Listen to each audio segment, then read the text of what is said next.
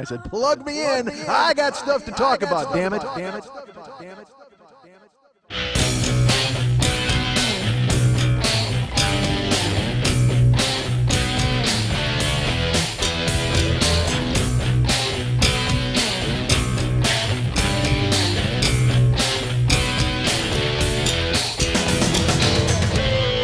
I'll crawl out of my earbuds once a week to give you a show. That's what I do, folks.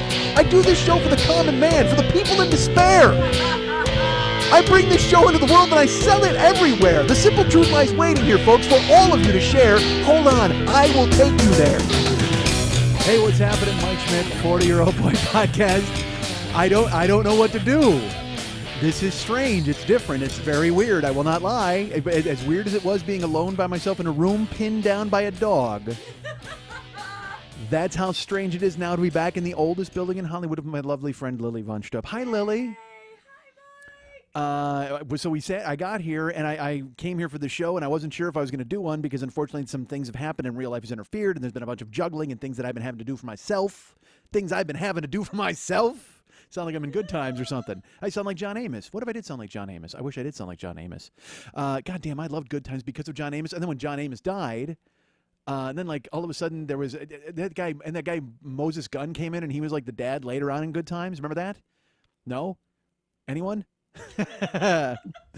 Let's talk about Good Times. Let's do that. God, I haven't talked enough about Kojak and Dragnet and any other fucking show. Let's talk about Good Times. First of all, let's talk about sex, baby. All right, let's talk about you and me, huh? Let's do that. That may be. Let's talk about sex. That's what makes that song, by the way. The long O and about, the ow. Let's talk about sex. Because otherwise that song is just pedestrian. I mean, fuck. Let's talk about sex. Because if it was just like, let's talk about sex. Let's talk about sex. That's not a song. Let's talk about sex. Now you got a song. Now you're cooking with fucking song gas. Right? Right. I said right. And there's actually someone to say right to. Look, let's get this out of the way right now. Lily doesn't listen to the show when I'm not here. All right. So when I send her the chunks to check, she's just putting it together and stitching together Frankenstein style. She's like, that's who she is. She's the Dr. Frankenstein of this goddamn show. And I'm Igor. I'm out collecting body parts and I'm sending them fucking back to her. And she builds a monster and she gives it to you every week for your approval. Which, by the way, you guys are slacking on your approval. How about you approve of my monsters a little more, huh? Step it up. You guys have not been approving of my monsters in the way that I want you to. And now I have this safety net, which is fucking strange. I got to be honest. I haven't had a safety net in weeks. I like sit in a room, and I'm all discombobulated because I also don't have earbuds in right now. Normally, when I record in the oldest building in Hollywood, I wear earbuds. But because I've been doing so many fucking shows into a phone, I haven't had to wear earbuds. So today, when I left the house and I came over here to the oldest building in Hollywood, which was almost not going to happen, I forgot my earbuds. So now here I'm talking into space, and I can hear myself, but not inside my head. I hear myself in the ether, and I don't like that.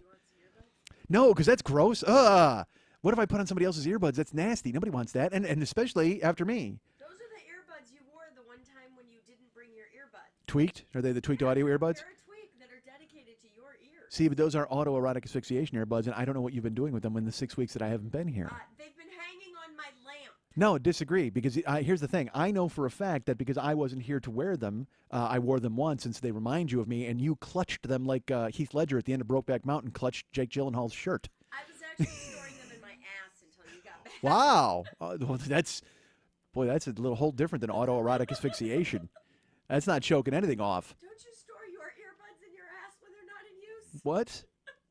My tweaked audio ones I do, absolutely. Check the direction. Yeah, I think you should. But that's you know what? That's a whole new product line for for tweaked audio to put out. Maybe they do that. Earbud anal beads, anal bud earbuds, anal buds. Done. Look what we just did. We just made millions of dollars because these are going. Because I mean, I just saw this week going around Facebook. Did you see the chocolate anuses that people are buying and eating?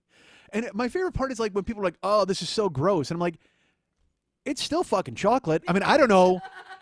If you gave me a giant cock made out of chocolate, I would just eat it. I wouldn't even think twice about it. The shape doesn't mean a fucking thing to me. If it's made out of chocolate, I'm choking it down. Seriously. Hey, look at this chocolate aborted fetus. Give me a spoon right fucking now. And if it doesn't have raspberry filling, you've missed an opportunity. God damn it. Man, I don't give a fuck what shape it is. If it's made out of chocolate, I'm eating the motherfucker. Cock, baby. Don't care. Asshole in. Shoveling it in. An entire box. Dude, I just ate a box of assholes. How do you miss the opportunity to say that to somebody? I would buy it just so I could say that phrase. Dude, I totally ate a box of assholes this afternoon. Done. You make something out of chocolate, it's going to my mouth. By the way, can you tell that I haven't had chocolate in like fucking forever? Because Jill and I have a thing now. We have an agreement. Because look, we've had this agreement before, and I've talked about it on the show where she's been worried about me and what I do and that sort of thing, which is weird. Here's the thing. She's like, dude, I don't want you to lose any weight, but boy, you got to stop eating chocolate. Like it's this weird.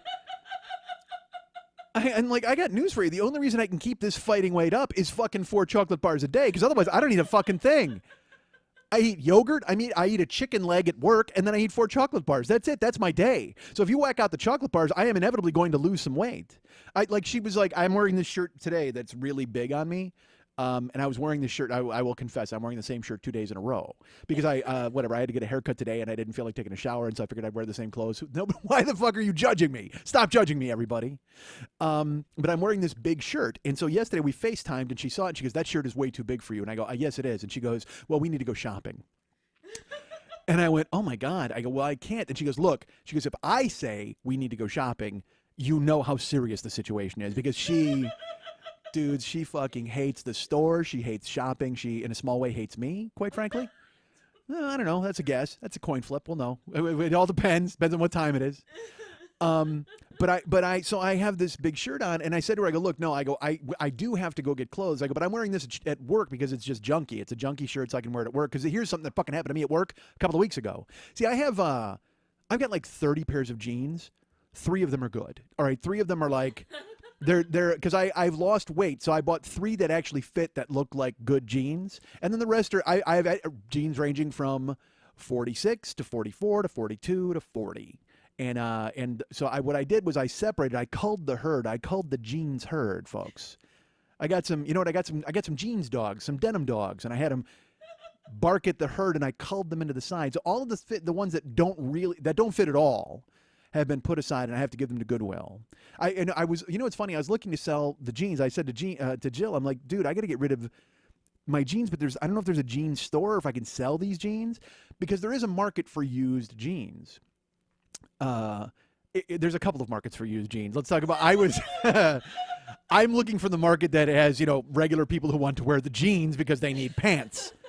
I'm not looking for the people who want to wear them as a scuba mask and think about me. You know what I mean? It's just.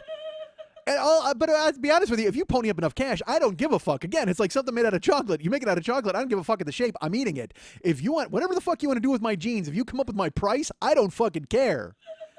Believe me, you could probably, I will actually sort them out by the ones that have the most DNA in them. If you want that, let's do that. You know what? That's the thing, because women are selling used panties and stuff like that all the time. Let's sell used jeans. Let's do it now. We're selling used jeans. Who's on board for my used jeans? And tell me what you want me to do. I'll work out on them. If you want me to work out on my jeans and then you want to buy them after, maybe people want to do that. Maybe people are on board with me like that. Maybe I don't know this. Maybe there are people out there. Maybe I have a certain select audience who are just thinking to themselves, God, when is he going to sell his used jeans?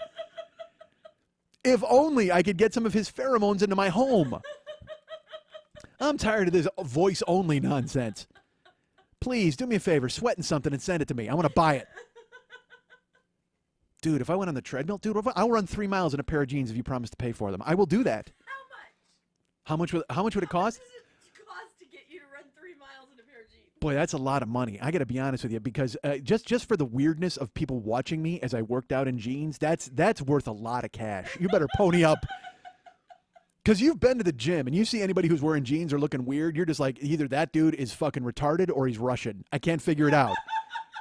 He's one of those. Seriously, go to the gym. If there's anybody in jeans, he's retarded or Russian. That's a game show. We just invented it.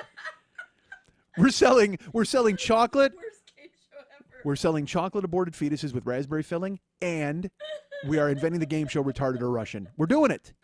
Filmed entirely at my gym. But seriously, if you see anybody wearing jeans, they're just because it just throws you off. You're like, what the fuck? You know what's funny? All right, again, I'm not used to Lily keeping the timer holding up, but she just held up the pad of paper to show me that we've done 10 minutes. All I read was anal buds. That was the only thing I saw. I thought you were just like trying to get me back on track to anal buds. Get to the Listen, anal buds quickly. do not lose your train of thought. Anal buds is a great idea. Stay with it. Do not venture too far from that thought.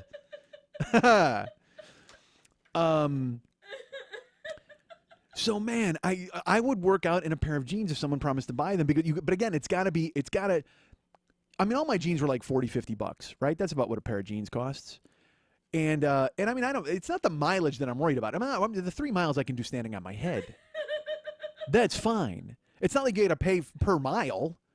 You just got to pay for the embarrassment of wearing jeans into the gym every day. And also, you got to pay for the embarrassment of me wearing different jeans into the gym every single day, because that's the deal. I mean, I'd have to show up.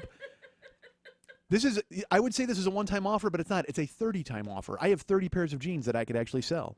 30 pairs of jeans. 30 acres and a mule, man. 40 acres and a mule.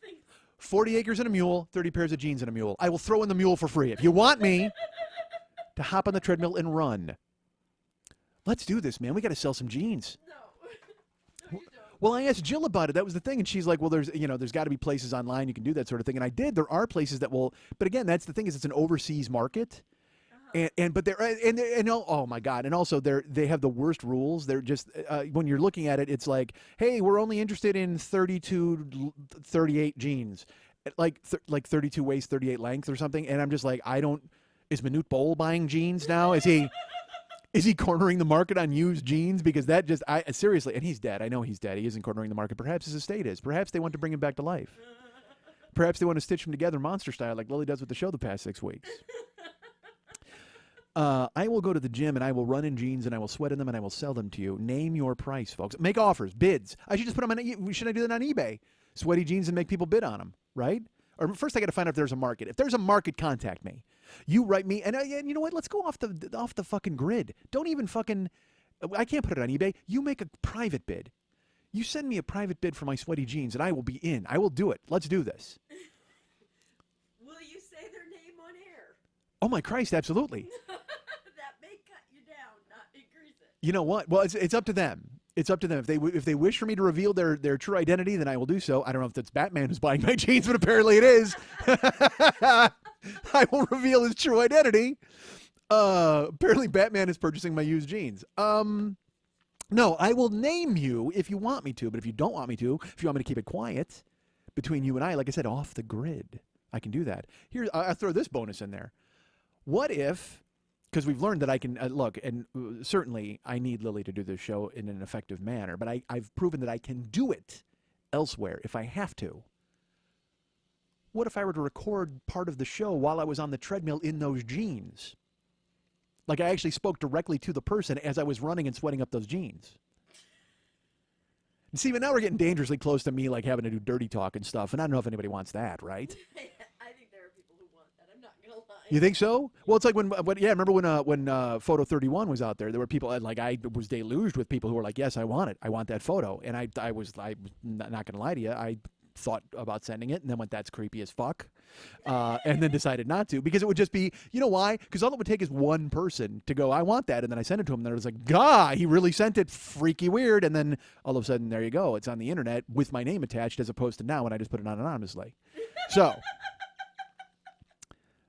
I don't need, because I mean, if I put it up there as like a fake dude, everybody's like, whoa, that's fancy. But I mean, when somebody else puts it up with my name on it, then it's gonna be like, creep. Like I texted it to him, and then they'll take a screenshot of the text. Nobody wants that. You're pondering. I see your face. Well, I'm wondering if we could get David in on this. I can tell you no right away. Mail the jeans to him, and he could like paint the logo on them as well, and then they become like DNA logoed commemorative collectibles. Dude, you know what? Like Beat Street, like he just fucking totally breakins up the pants, and he puts all sorts of like ozone and turbo bullshit on there. Dude. You remember remember those jeans that like had like painting on them and Dayglow stuff? This is a great idea. See, this is the kind of shit that happens when I wind up in a room with you. If I was off in a bedroom by myself about to be attacked by a dog, I have to stay linear. I have to go forward. I have to go straight ahead. But now, look at this. We ping pong all over the place, and we're making up aborted baby fetuses made out of chocolate, and we're selling sweaty jeans. Done. Sweaty logoed jeans. You're an idea man, Chuck. I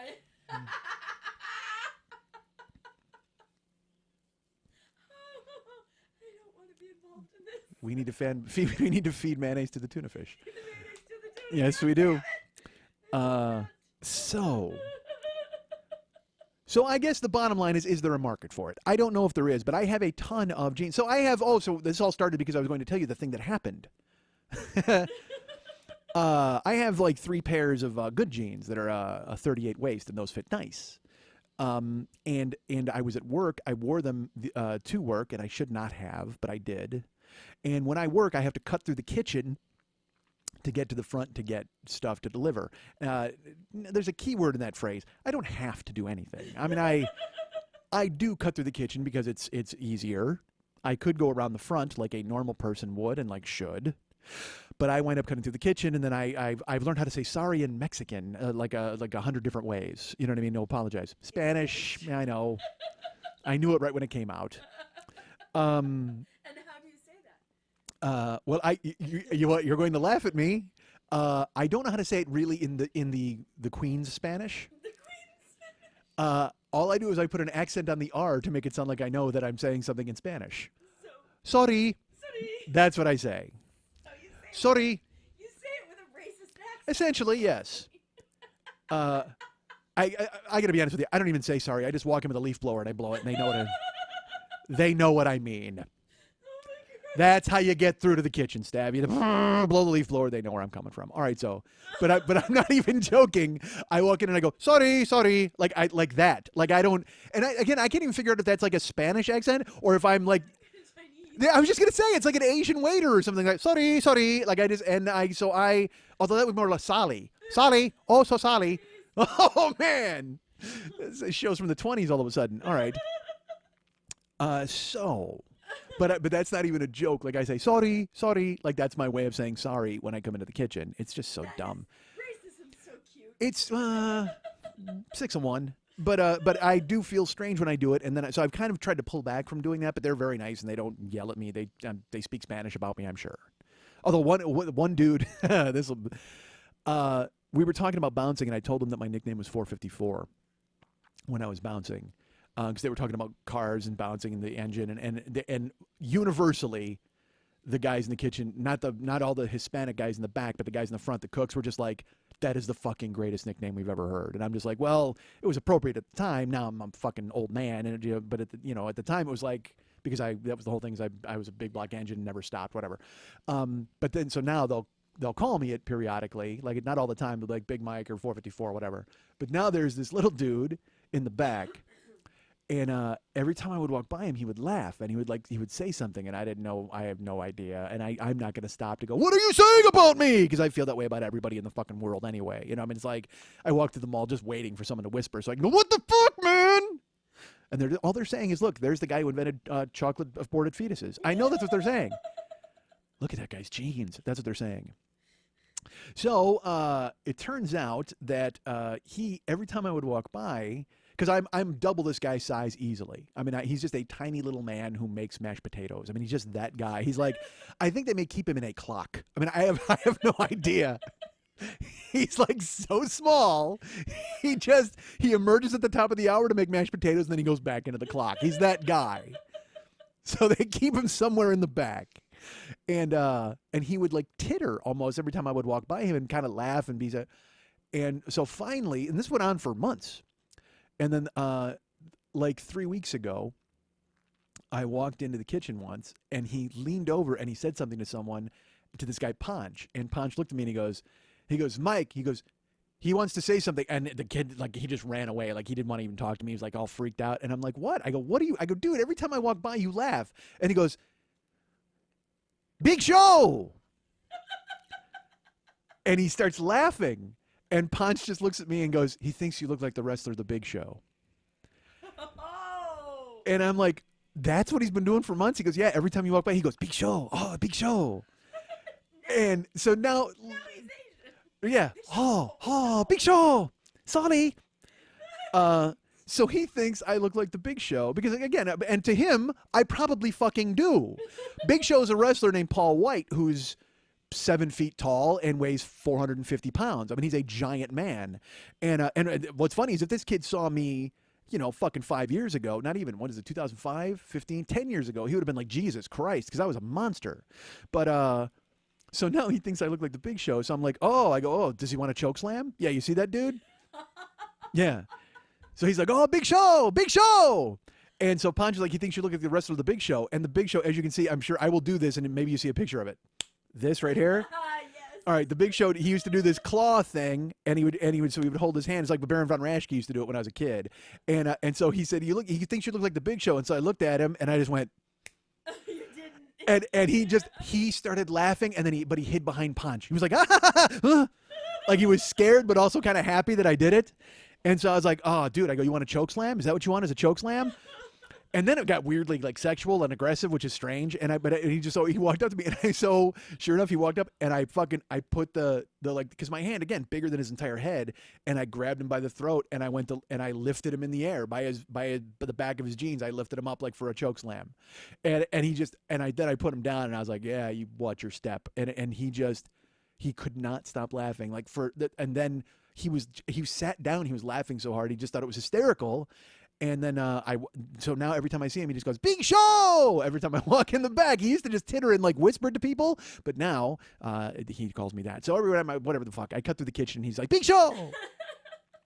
So I cut through the kitchen a couple of weeks ago, and it's foul, man. I'm walking through the dish area, and when I say foul, it's it's a kitchen. It's not filthy. It's just dirty dishes, and cooking is going on. You got a sink full of macaroni. I mean, it's like all sorts of stuff. By the way, sink full of macaroni. Saw them open for Jars of Clay and Guided by Voices. Fantastic show. All right, so didn't expect them. Did not expect them there. I was there to see Jars of Clay, Puddle of Mud, and Guided by Voices, and sure enough, sink full of macaroni kicks it all off.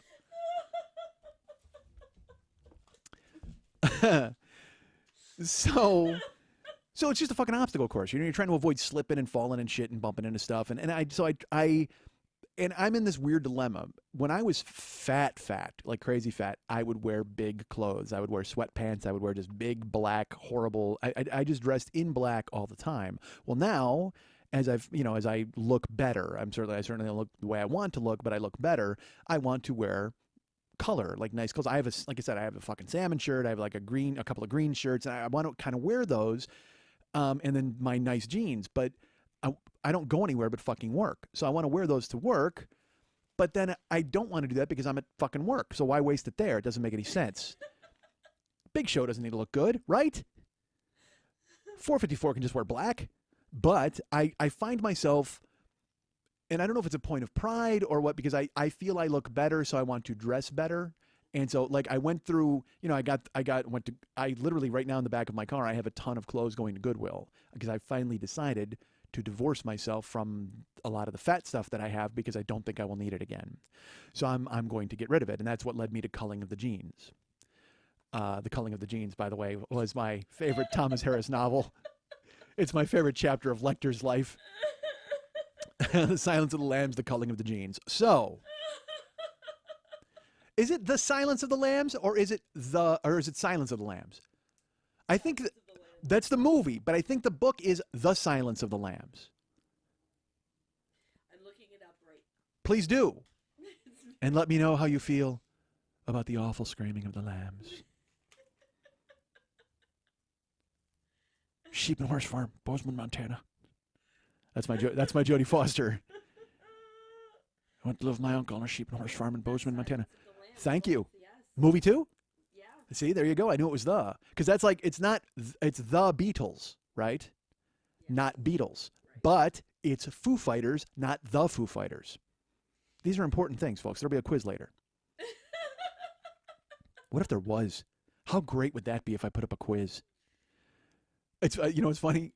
Because you can do that kind of stuff on the internet, and I never even, like, if I knew how to do it, I would just fucking do it. Last week, you wouldn't know this, Lily, because you don't listen to the show, but I was talking about how Jill never sleeps. Yeah. She will be up for 40 hours and then sleep for 2 and go, I'm fine. And I'm like, no, you're not. That's because I don't want you to be that way. Get rest. So I told everybody, I go, do me a favor. I go, just, write on the West Side 86 Jokers page, Jill, get some sleep. Jill, you need to sleep. So people have been sporadically doing it. But then someone put up a poll. Should Jill get some sleep? and you can actually vote on it. I've abstained because I think everybody pretty much knows how I feel about the situation. And I'm not sure if Jill herself has voted. But so that's what I mean. If I could just put up a quiz about like the fucking nonsense, how great would that be if there was like a mimeographed, like a 10? Because when I was a kid in world history, there would be at the end of the week a 10-question quiz on what we'd learned that week. And it was a good way to go toward getting you ready for your final and knowing things. And it also became a point of contention with me because I literally would answer as quickly as I could read. I did that on purpose. I've always kind of done that where I just wanted to be all impressive and weird, and I didn't give a fuck if I got a B plus instead of an A if I got one wrong. I just wanted to write as quickly as I could so I could be done in like 90 seconds with a 10-question test because I can read that quickly. So what if I did that? If because I was thinking I could send out a mimeographed sheet to everybody, but that's kind of that's a bit. I mean, then that's a lot of paper. I mean, that's a lot of bulk. I got to get addresses from people. I got to start doing postage. That's a lot of stuff. Yeah, I didn't even want to send out one shirt to Mark Dames this week.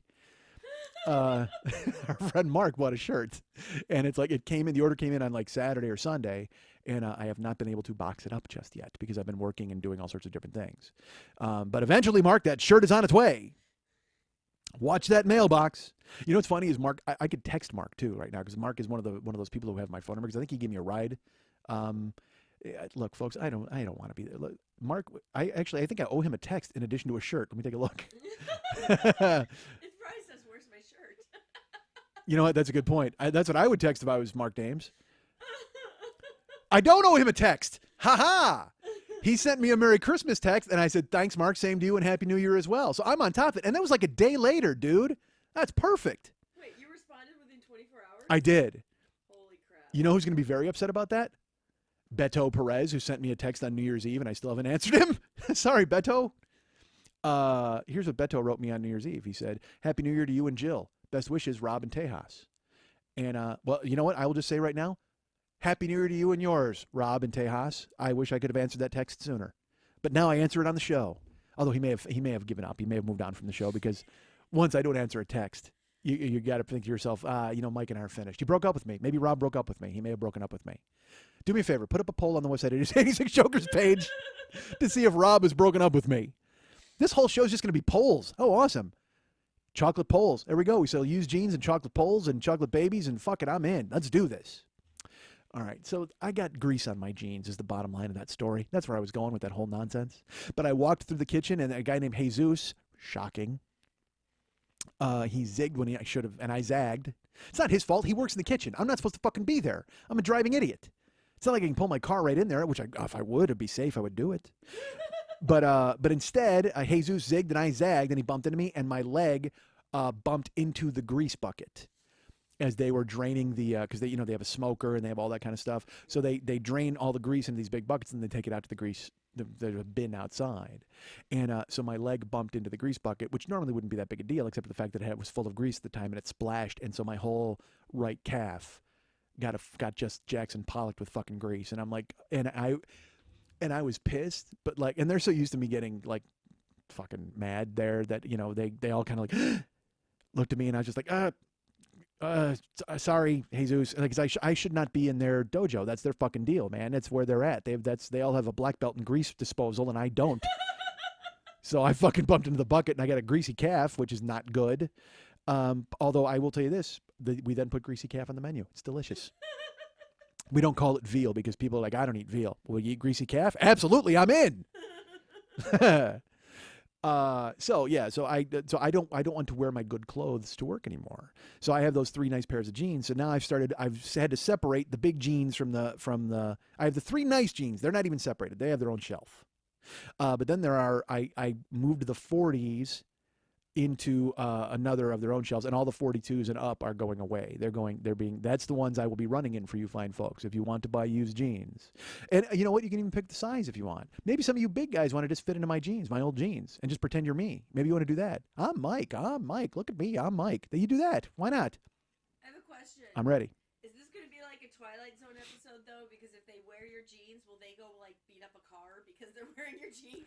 Oh, like a crawling hand? Like that sort of thing? Yeah, like, is that going to happen if they wear your jeans?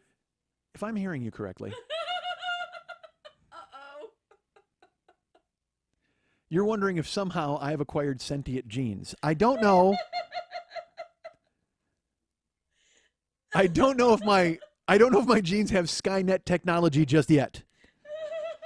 They have not become self-aware, if that's your question. My genes, as far as I know, my genes are not self-aware. But if they do have some of your like crazy DNA in it or something, because you're shedding that along with your pounds, maybe the genes when they put them on will somehow absorb into them, and that sweat will make them go punch a bus. You know, there's a lot of people out there right now who think you're not making sense, but they're wrong. Because now that I think about it, you know, I haven't worn those jeans in so long. When I wore them, I was a completely different person. Yes. I was fucking bananas. Yes. Not that I'm not now. Now, you know, I'm more plantains now. Back then I was crazy go nuts bananas. But now I'm more like little green bananas, right? Yeah. Yeah. So maybe those pants do have a lot of old me in them and it will affect them adversely. You know what? Have you ever heard that old story? Which one? Here's the old story. I'm going to tell this story now. There was a teenager, young lady, and she wanted to go to prom. And her mom wanted her to have the best dress that she could possibly find. So they went out looking, and they were looking all different places, but prices were a little high, and the mom wanted to make sure she had a nice outfit. So they actually went to a resale shop. And when they walked in, there was a gown there that was absolutely beautiful. It was drop dead gorgeous. It was on a mannequin right in the front, and the mom saw it, and she saw it before the daughter, and she didn't want to force her daughter to get something from a resale shop. She was going to wait for her daughter to notice it, and luckily, the daughter saw it right away and went, "Mom, that's perfect. That's exactly what I want." She said, "Are you sure? I don't want you just going here because you think we can't afford it, because I will do everything I can to get you the dress that you want." She goes, "Mom, that's the dress that I want. That is my prom dress. We've found it. It's the colors, it's the style, it's everything I could ever want. Thank you, Mom, for bringing me to this resale shop." She said, "I love you and I would do anything for you." "We'll take it," wrap it up. So they get the dress. Her young suitor comes to pick her up the evening of prom, brings a corsage, pins it to her. It's a chest corsage, not a wrist corsage, because, you know, they're getting older. You want to trust them in that area. So they get the photos.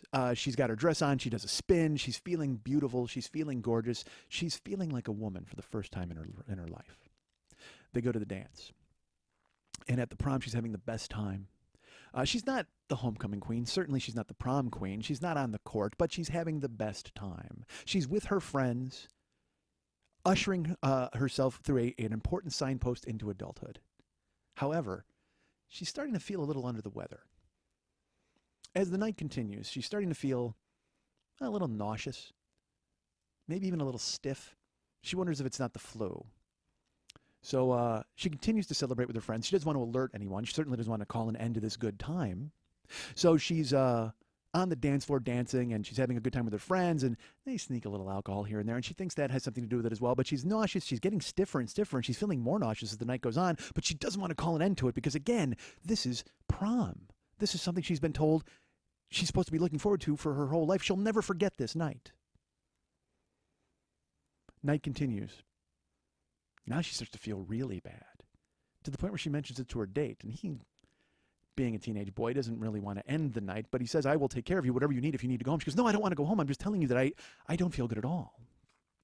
I feel very stiff, like I can't move. Like I'm feeling my muscles are kind of tense, and I'm just not feeling good." And he's like, "Well, let's take you home." She goes, "No, I want to go out. Let's go out." So they go out, and she starts sweating profusely, and she's feeling terrible, and she's stiff, and she's sick. And then finally, she becomes unresponsive. She faints and falls down, and they try to help her, and they notice that she's crazy stiff, almost as if she's having a seizure. Her arms and her legs, and her breathing is coming slower and slower until it finally looks like she's just going to stop breathing. They call an ambulance. They rush her to the hospital. Unfortunately, prom was an important signpost into adulthood, but that sign said stop, because the young woman in the story happened to die that night. When they ran tests on her, they couldn't figure out what it was. It was like an instant onset illness, and they were trying to figure out exactly why she died. And the doctor called her parents in the room, and they said, "We need to talk to you. This is not something we've ever really seen before. Does your daughter work in a funeral home?" And they said, "No, of course not. Our daughter works at the mall." And they said, "Well, when your daughter came in here, she was in an advanced state of rigor mortis, even while still alive. And we've run some tests.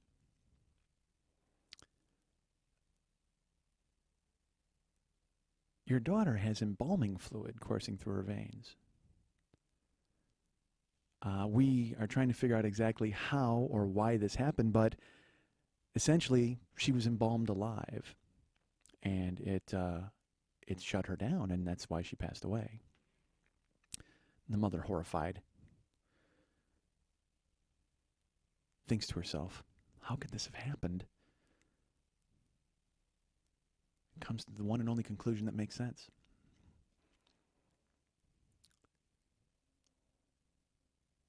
In the morning, still dealing with everything, her daughter, the sudden shock of losing their only child, she goes to the resale shop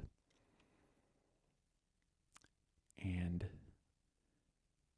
talks to the owner and says, we bought a dress here, and I'm wondering where that dress came from. And she said, well, we don't really keep tabs on where all of our items come from. We sell them. And she goes, no, listen to me. My daughter died in that dress last night. I need to know where it came from. And the resale owner shop is just kind of stammering and stuttering, and he doesn't know what to say. And she says, listen to me. I need answers. If you want, I will call the authorities, or you can tell me now. Where did that dress come from? Resale shop owner looks her in the eyes and says, we bought it from the funeral home. We have a deal when wakes have concluded, we actually buy the clothes that the corpses were in and we put them out here for sale at the resale shop. So the mother had bought a dress that had been on a dead woman that had become tainted with embalming fluid, put her only child in it, and lost her because she wanted to save a couple of bucks.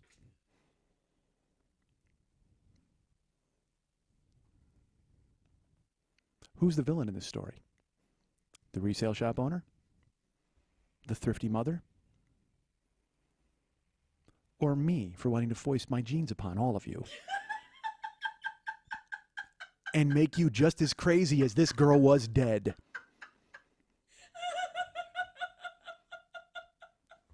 So you see, I thought you were crazy when you said earlier that it might affect them. But now that I think about it in that context,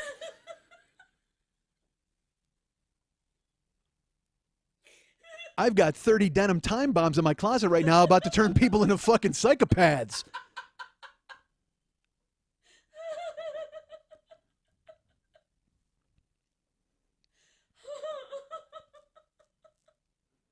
Doesn't mean I'm not selling them.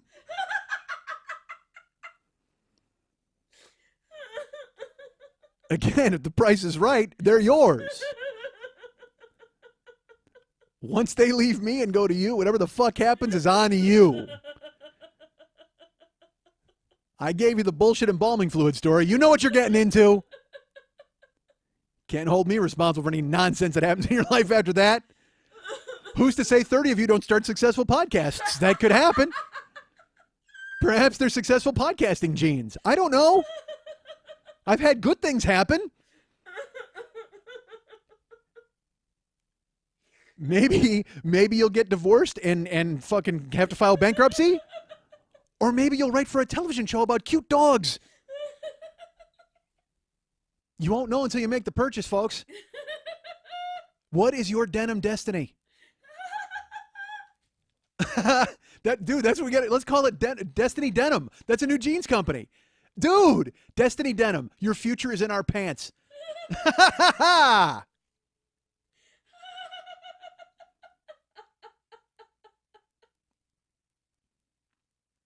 See what happens when I'm back with my Lily.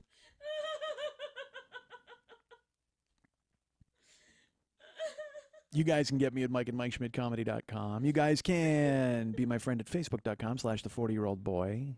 You can follow me at Twitter.com/the40year-old-boy. Our friend David Hernandez, who is not here. He should be here, really, but he's not here.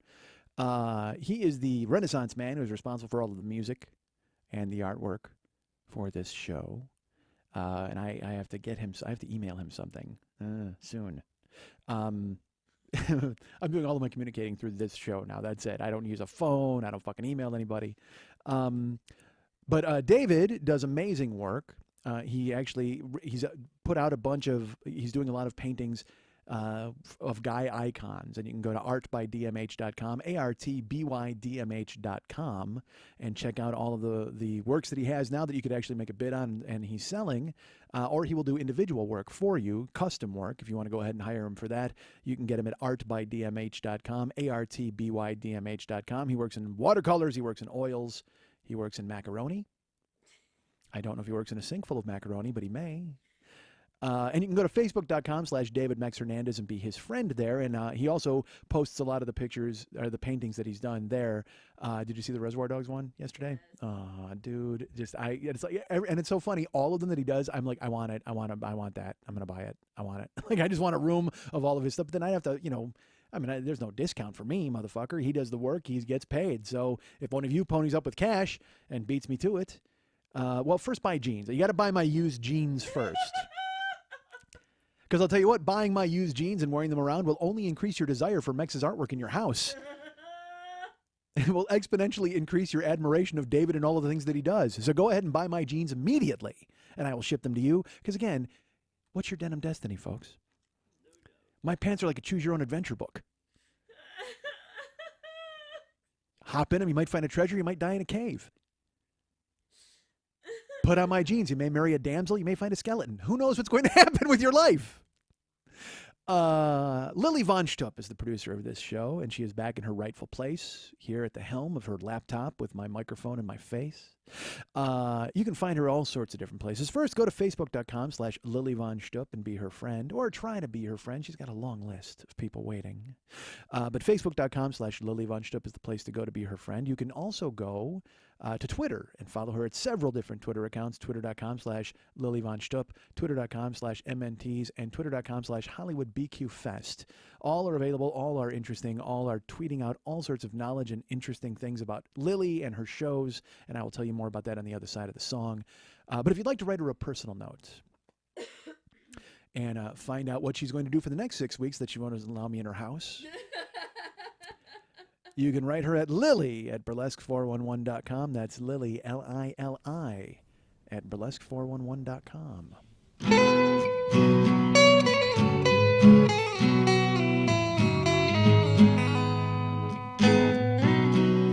Oh, it's so funny to be seeing you after so long, girl. And with the way you look, I understand you were not impressed. But I heard you let that little friend of mine take off your parting dress. I'm not gonna get too sentimental like those other stick-on Valentines. 'Cause I don't know if you're loving somebody, I only know it isn't mine.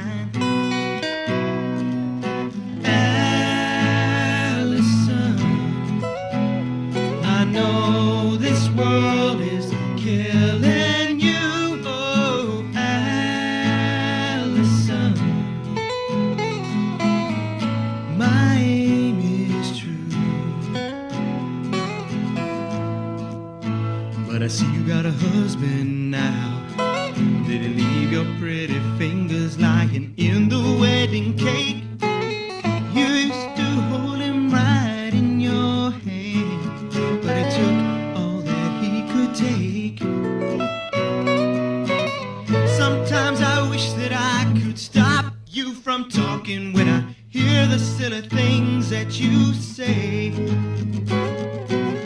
I think somebody better put out the big light, 'cause I can't stand to see you this way.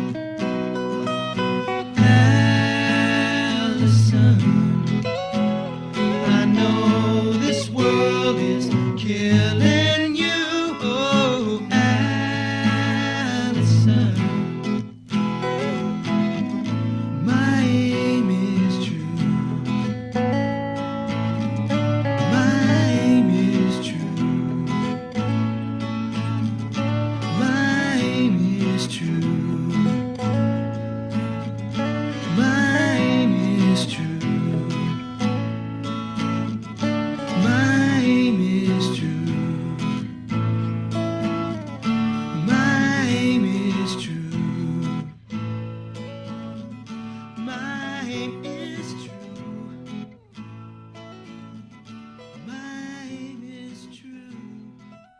Want to remind you folks about the Monday Night Teas every Monday night at the 3 Clubs on Vine at Santa Monica. You know, I've talked a lot about that show in recent weeks, but I don't think I've been able to deliver the impact, the oomph that talking about that show needs, and it's been lacking. There's been a lacking presence as I described the show and talked about it. I mean, certainly I can wax rhapsodic about the times I've been at the teas and tell you about future teases and how amazing they're going to be. But without the woman who's been on the ground floor of the Monday Night Teas from the beginning, I don't think I'm getting along my message with any sort of import, certainly not the level of import that it requires. I know the producer of the Monday Night Teas. She's the producer of this show. She is my great friend. And finally, she's like The Rock. Finally, the Lily has come back to the podcast. Lily Von Stupp is the producer of that show. Hi, Lily. Hi, Mike. How are you? I'm good. Fantastic. How has the teas been going? Everything's been good for 6 weeks. I was going to put you on mic this show. I actually thought about that. And then we ran into a wall and time constraints and things. And so we just kind of, we let the bees loose because we haven't been able to do that recently because I'll tell you what, letting the bees loose in a room by yourself, not fun. Especially when there's a dog trying to bite all of the bees. I don't want my bees bitten. Don't bite my bees, Beagle. But now I'm here and you've opened up the hive and you've let them out. And I appreciate that. Thank you very much. How are you? I'm spectacular. All right. How's the Monday Night Teas going? Everything's well? It's awesome. Fantastic. And you've been now you're dancing and performing and emceeing and where were you in Arizona? I was. And how'd that go? That was fantastic. See, we should just be talking about all that stuff. So Arizona was fun. Did you host? Did you teach classes? What did you do there? I did everything there. I emceed. I taught a bunch of classes. I hung out and met people. I did shots at 11 a.m. in the morning. With Wow. The owner of the bar. Oh boy. Yeah, I had to take a nap before the show. Well, here this will speak to that experience quite a bit. Were you still in the bar at 11 in the morning, No, or you arrived at the I bar? arrived at the Ah, bar all at right. 11 See. in the morning, yeah. Well, that's still pretty rough. It was great though. Well, good, man. Wonderful time. And the teas has been going great. Local performers, people from out of town. It's been fantastic. You had the Spark ladies here. I understand that. Yeah, we did. You had a lady in a wash tub. Discordia was here. Yeah, Mercy was here from where is she from? Shit, I forgot where she's from. I don't know. We just tons of out of town performers, amazing local performers, just a lot of. Did you fun. say? Is her name Misericordia? Discordia? Discordia. Okay, because there's a college I think or a high school called Misericordia, or isn't there? I think it's a disease, right? Misericordia, I don't know. like fibromyalgia. There's Misericordia. I don't know. I don't know either. Well, good. It's been fantastic. Well, I'm glad, and I'm hoping we can do this next week. Let's make a tentative plan to come back? You're always on my schedule unless your travel plans or my travel plans fuck it up. Or your illnesses. Yeah, I've been sick too. Yeah, which is very rough. But everything's okay now? Knee, hip, jaw? Oh no, I'm falling apart. Fantastic. I'm here. Okay. You know, you're like that little doll when you push on the bottom of the base and he goes and he falls apart. Except the bottom of that base is stuck and it's always falling apart. Well, it's because you put your anal buds in there. My anal buds are causing a problem. They are. Well, good. So the teas, who was there who was there, like Monday was what? Who was there on Monday? Monday was a great show. Egypt Black Nile performed. Pearl Lux performed. I mean, it was fantastic. And you guys, if you go to facebook.com/Monday Night Teas, you can become friends of the page and see all the photos of these people we're talking about and also get all the pub for the upcoming shows. Now, there is a Monday Night Teas I want to talk about on the 16th, but first, can we talk about Valentine's with one ticket left? Well, it's pretty much sold out. Yeah, I guess it is. I can tell you about a great event you can't buy tickets to. Listen to what you're going to miss on Saturday, jerks. So the Valentine's is coming up on Saturday night at the 3 Clubs on Vine at Santa Monica, and it's virtually sold out. There's one ticket left, right? Possibly. Will there? I don't know. I haven't checked. for a Okay. while. Will there be standing room only seats available? No, it will be sold out. Okay. Fantastic. Done. And that's got champagne bottles included. Champagne, And chocolate strawberries, live jazz, burlesque, magic. It's fucking rock. you lost me at live jazz, but good for you. Live jazz is No. awesome. Who wants to strip to a bunch of fucking beatniks going, Not that yeah. kind of jazz. Sounds like it is. Sexy jazz. Okay. It's stripper jazz. I don't know any of that exists. Yes, you do. No. I mean, there's that one. That's like trumpet with a hat on, right? That's that kind of Yeah, jazz. it's Wah, wah, jazz. wah. Yeah, that's okay. Wah, wah jazz. All right. Well, that's okay. Yeah. I guess. In fact, next year it's going to be want jazz for Valentine's Day. Why not? And It'll be just a picture of Snoopy dancing. and have Buster hosted as Charlie Brown. That's perfect. wah, wah, wah, wah. See, I know, all right, as long as we're talking about that, I can do, because people will do Charlie Brown's Teacher and they go, wah, wah, wah, wah, wah, wah. No, dude, it's this. Wah, wah, wah, wah, wah, wah, wah, wah. Because you close your nose. I can do that. And I'm not holding my nose, folks. I can just do that with my head. That's right. My skull is multi-talented. So I can just, wah, wah, wah, wah, wah, wah, wah, wah, wah, wah, wah, wah. See? So I can do that just, and like Lily's laughing now because she can't believe that I can do that, folks. And you know what? I should just do a whole show like that one week. What do you think? I can believe it, and let's do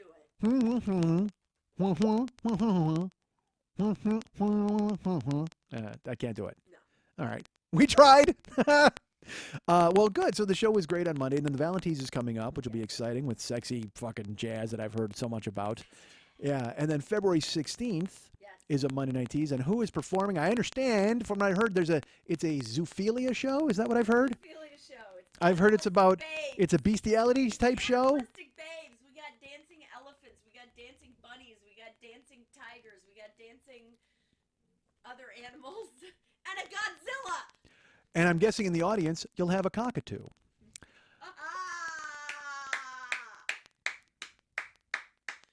Holy shit. Yeah, I can't see it either. Yeah, I'm just going to watch that ball disappear over the fence because that was It's gone. crushed. That was beautiful. Watched it disappear over the goddamn fence. Yeah, I know what I'm doing, I think, now that I'm back where I belong.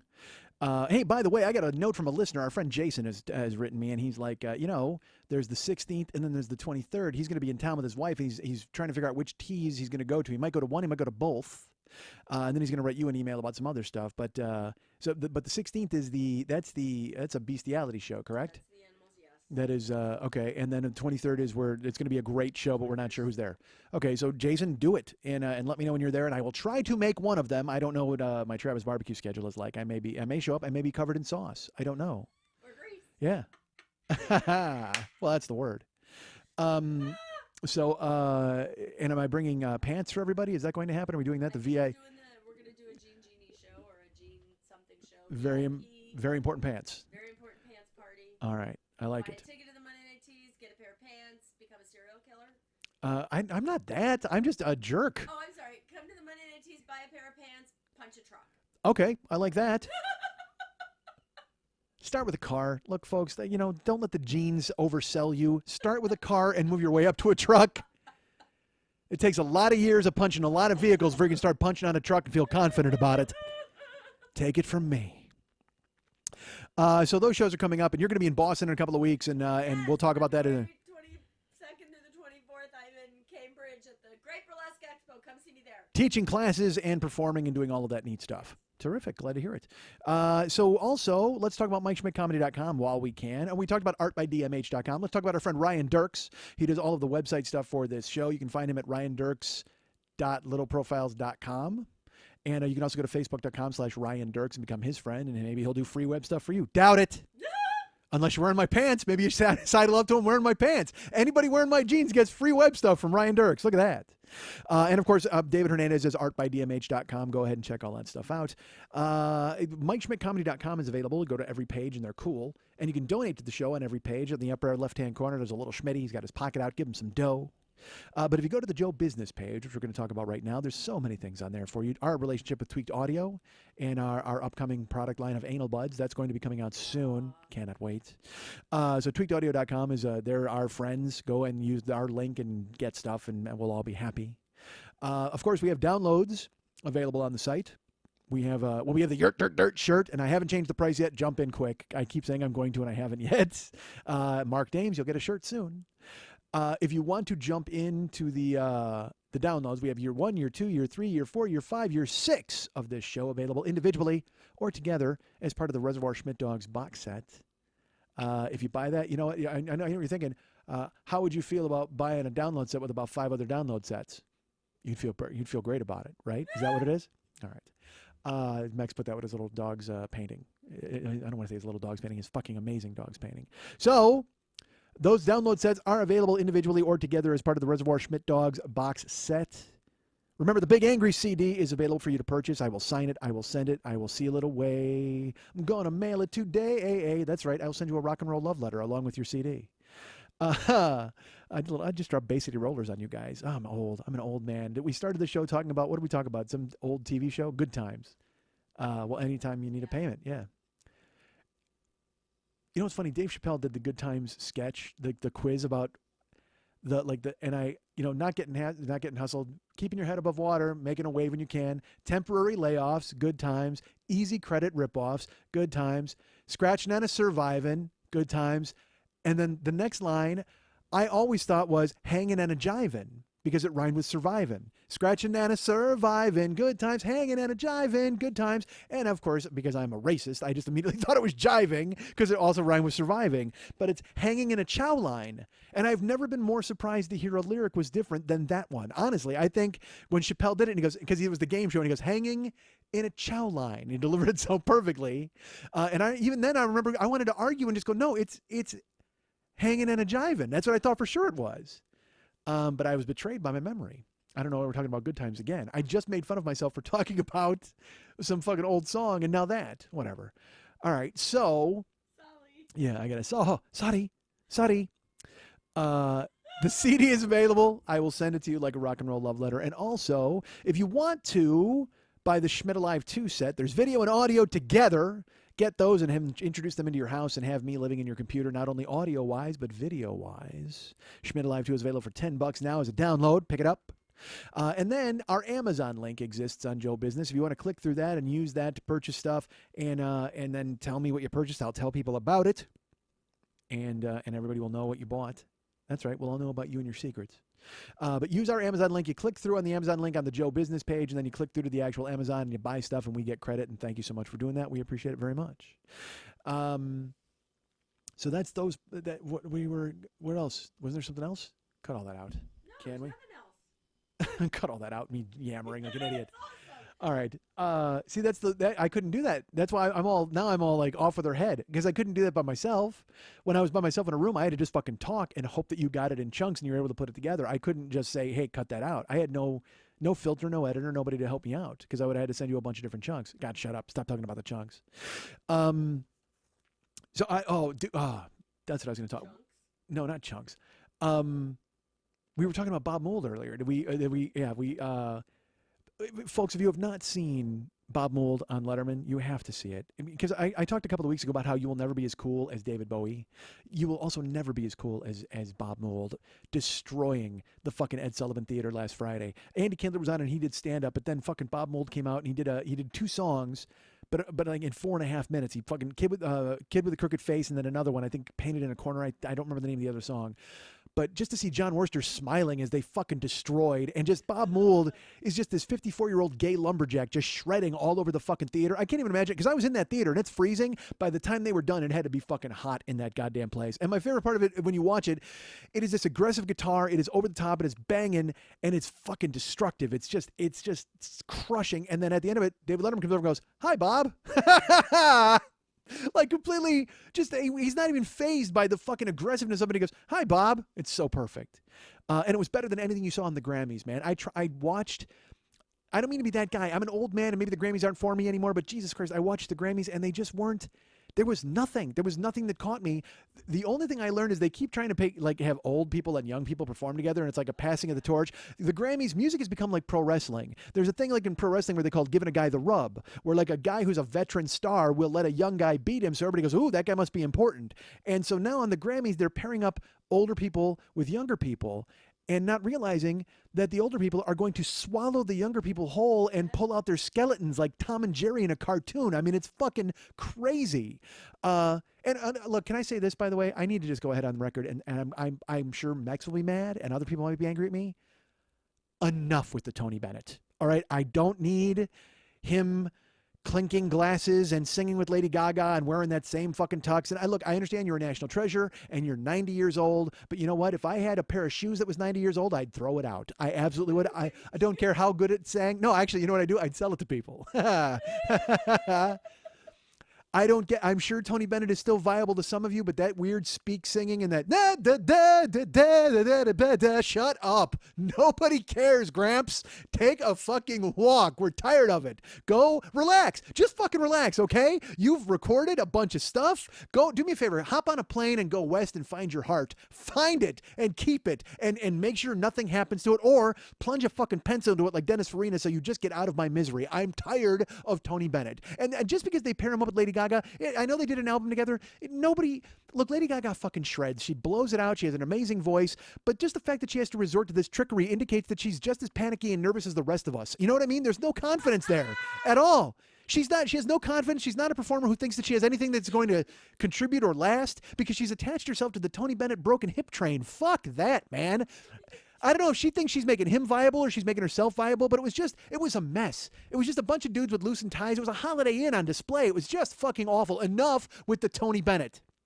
And also this, look, you young people out there, I know you like your artists, and I don't mean to be a grandpa who's like, well, in my day, we had real music, because I'm not that guy. I don't give a fuck. There's some stuff I like now. I told you I'm on board with the Taylor Swift. I like a lot of stuff. Now, I think Ed Sheeran has some great stuff. There's a fucking cool song that I heard, and Sam Smith is a little dirgy for me, and just standing there with Mary J. Blige, I was kind of like, this is risky for him, but he kind of pulled it off. But I'll be honest with you, if I was Sam Smith backstage, and I saw what Annie Lennox did to Hozier, I would have never taken the stage with Mary J. Blige. Because, look, Hozier, I guess you wrote a nice song at some point, and someone decided that you should be somebody and that your music is good in car commercials. I guess that's you, Hozier. But when Annie Lennox walks out and dusts you with mouth harmonica, you've got to be kidding me. You disappeared. He disappeared from the stage the second she started singing, and she did a better treatment of his fucking song on the verse she sang than what he had done leading up to that goddamn moment. And look, I recognize it's not a fair fight, okay? Annie Lennox versus Godzilla, we're all eating lizard burgers because fucking Annie Lennox is a monster. She is a fucking monster. And the best part is they trot her out on the Grammys every year to kill some young artist. It happens all the time. I don't know why you're performing with her. Realize that you can't stand on the same stage with Annie Lennox. Dave Stewart knew. He fucking disappeared. He's like, yeah, this is not happening. Why do you think he made her wear stupid masks and he wore a goddamn ridiculous afro? Because he was like, maybe nobody will notice me if I'm hiding behind her as her voice conquers all. Because Annie Lennox she's a fucking monster. She's the closest thing we have now to like a living legend diva person. And why would anybody, I know you think it's an honor to share the stage with her, but what you don't realize is she is just fucking vavooming you into the side of the mountain, man. You are not going to fucking survive, Hozier. I mean, granted, we'll always have to sell Buicks and Subarus, so you'll always have a fucking place in the firmament, but Jesus Christ, Annie Lennox torched you, burned you to the fucking ground. Because that song's about like, take me to church. I got news for you. She took you by the hand and led you in and spanked you on the altar in front of everybody to fucking see. It was crazy. And look, I loved it because I love seeing Annie Lennox do some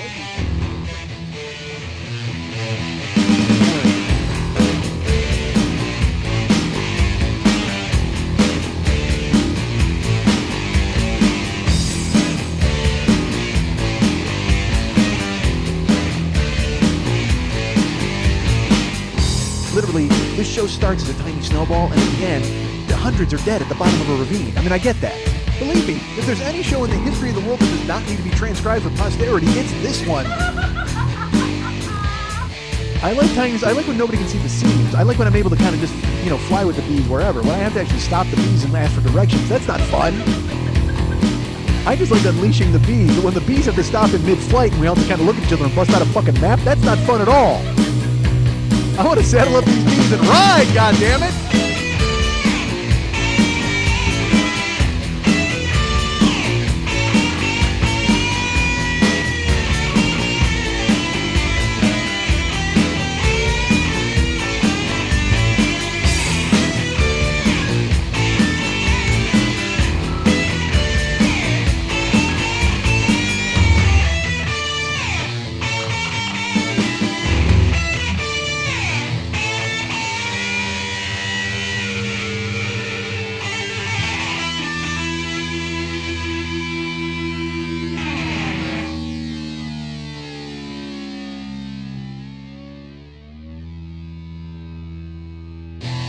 I'm done.